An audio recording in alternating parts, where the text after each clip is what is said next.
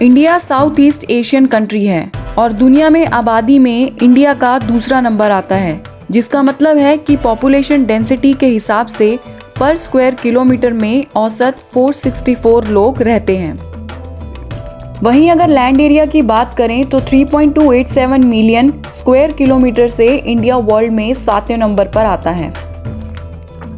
और आबादी बढ़ाने में इन भाई साहब का बहुत बड़ा योगदान है।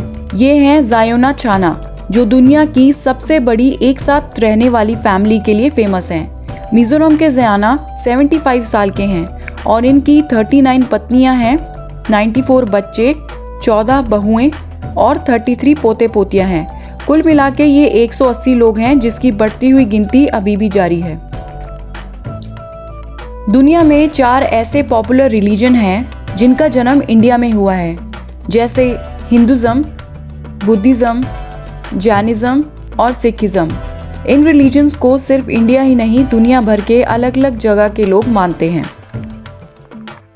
गंगा किनारे स्थित वाराणसी दुनिया के सबसे पुराने शहरों में से एक है, जहां अभी तक इंसानों का निवास है।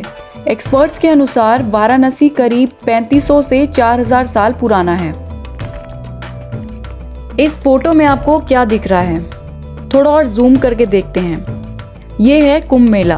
2019 में स्पेस से कुंभ मेला कुछ ऐसा दिखा। 2013 में कुंभ मेले का एक दिन में 30 मिलियन श्रद्धालुओं का रिकॉर्ड तोड़ते हुए 2019 में दुनिया भर से आए 50 मिलियन श्रद्धालुओं ने गंगा में स्नान किया, जिसको स्पेस से इंडिया की हाई रेजोल्यूशन सैटेलाइट कार्टोसैट 2 ने कैप्चर किया। इस मंदिर की फोटो आपने छोटे होते इंडियन मॉन्यूमेंट चार्ट में जरूर देखी होगी। ये श्री पद्मनाभा स्वामी मंदिर है और ये केरला में स्थित है। इसकी खासियत है कि ये दुनिया का सबसे रिचेस्ट टेम्पल है। इसके मॉन्यूमेंटल आइटम्स जैसे सोने का सिंहासन, ताज, कॉइन्स, स्टैचू, गहने, डायमंड एक्सेट्रा मिला के कीमत है 17 बिलियन US डॉलर्स और इंडियन करेंसी में 1.2 लाख करोड़। बेशुमार कीमत वाले डायमंड सबसे पहले कहाँ पाए गए? सबसे पहले डायमंड्स इंडिया के गंटूर और कृष्णा नदी डेल्टा के डिस्ट्रिक्ट कृष्णा में पाए गए थे और 1700 से सिर्फ इंडिया ही विश्व के डायमंड्स का एक लौता सोर्स था। उसके बाद फिर 1726 में ब्राजील में भी डायमंड्स पाए गए।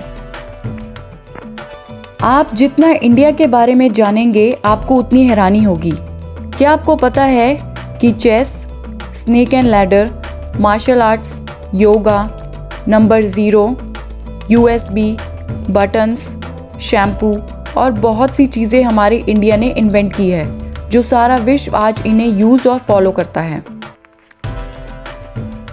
खूबसूरत दिखना किसे पसंद नहीं है और आजकल प्लास्टिक सर्जरी ज़रूरत से ज़्यादा ट्रेंड बन गया है। लेकिन क्या आपको पता है कि प्लास्टिक सर्जरी सबसे पहले किसने की थी?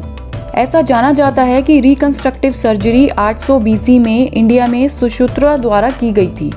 इन्होंने सर्जरी जैसे मोतियाबिंद, प्लास्टिक सर्जरी, ब्रेन सर्जरी जैसी और इम्पॉर्टेंट और क्रिटिकल सर्जरीज की, जिसकी वजह से इन्हें फादर ऑफ सर्जरी कहा जाता है।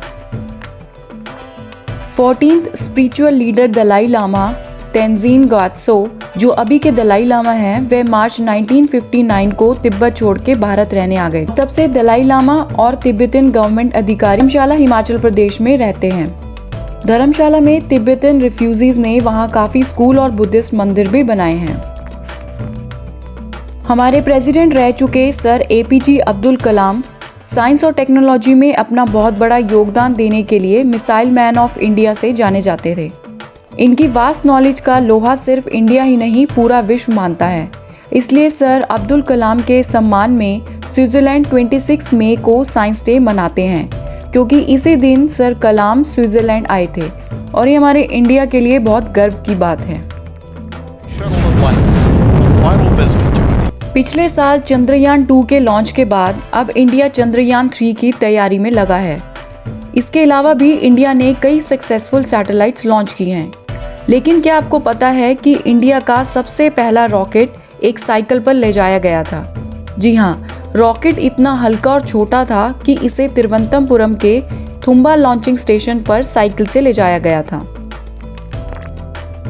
1936 में बर्लिन ओलंपिक्स में जर्मनी को 8-1 से हराने के बाद एडोल्फ हिटलर इंडिया के ध्यानचंद, जिन्हें विज़र्ड ऑफ हॉकी यानी हॉकी का जादूगर भी कहते हैं, से इतना इम्प्रेस हो गए कि मेजर ध्यानचंद को हिटलर ने जर्मन सिटीजनशिप ऑफर कर दी। इतना ही नहीं, जर्मन मिलिट्री में हाई पोस्ट और जर्मन की तरफ से खेलने का ऑफर भी दिया, लेकिन मेजर ध्यानचंद ने इस ऑफर को ठुकरा दिया। आज हमारा देश डेवलपिंग कंट्री है, लेकिन हमारा इंडिया किसी ज़माने में अमीर देशों में से एक हुआ करता था, जब तक अंग्रेज नहीं आए थे। इसलिए इसे सोने की चिड़िया कहा जाता था। External affairs minister mister S Jaishankar के अनुसार आज की वैल्यू से देखें तो अंग्रेज रूलर्स ने इंडिया के 45 ट्रिलियन US डॉलर्स लेके गए हैं। ये बहुत ही दुख की बात है, क्योंकि इंडिया ने अपने 1 लाख साल में कभी किसी पर राज नहीं किया। अगर हमारे पास हमारी वो दौलत होती तो शायद आज हम भी मोस्ट पावरफुल कंट्रीज में से एक होते। कोहिनूर हीरे के बारे में सारी दुनिया जानती है। ये हीरा इंडिया के कोलूर माइन आंध्र प्रदेश में पाया गया था। ये उस समय का सबसे बड़ा डायमंड था। ये 186 कैरेट्स का और 38.2 ग्राम्स का था। महाराजा रंजीत सिंह के हाथों से जब ये डायमंड क्वीन विक्टोरिया के पास गया, तब इसे पॉलिश करने के लिए इसे गवर्नमेंट की मंजूरी से क्वीन विक्टोरिया और उनके हस्बैंड ने इसे लिवाई बेंजामिन को दे दिया। जब पॉलिश किया हुआ कोहिनूर वापस आया तो देखा कि अब ये 105.6 कैरेट्स का हो गया है और वेट 21.12 ग्राम्स का रह गया। माना जाता है कि किसी हिंदू बुक में माना गया है कि कोहिनूर आदमियों के लिए श्रापित है, क्योंकि ये जिस भी राजा के पास गया है उसे किसी न किसी तरीके से नुकसान पहुंचा है। इसलिए आप ये हीरा सिर्फ क्वींस या प्रिंसेस पर ही देखेंगे। अब वक्त है क्विक क्विज का। क्विज कंप्लीट होने के बाद अपना स्कोर कमेंट्स में ज़रूर बताइएगा। Good luck.